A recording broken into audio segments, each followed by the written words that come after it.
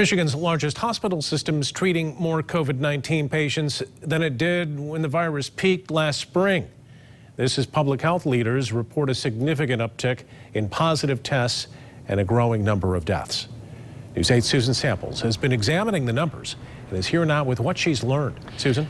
Brian, it's to be expected to some degree. As temperatures drop, people move indoors, respiratory viruses like the flu and COVID flourish.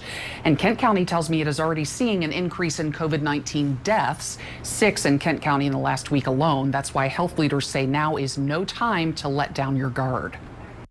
Our hospitals are seeing it. We're seeing it. Let's look at hospitals first, West Michigan's largest in particular. Spectrum Health had its first spike back in March with a daily number of COVID patients in the 50s.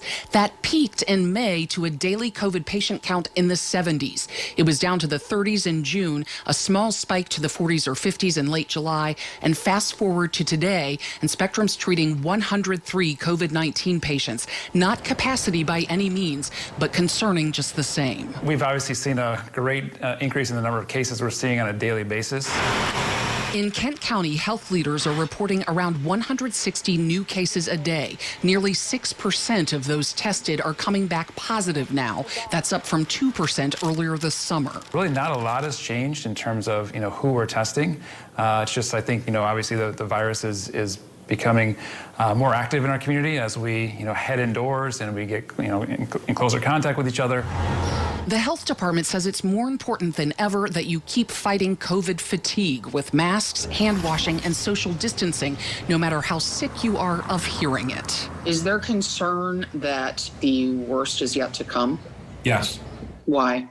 Because we've never seen how this virus behaves in the winter.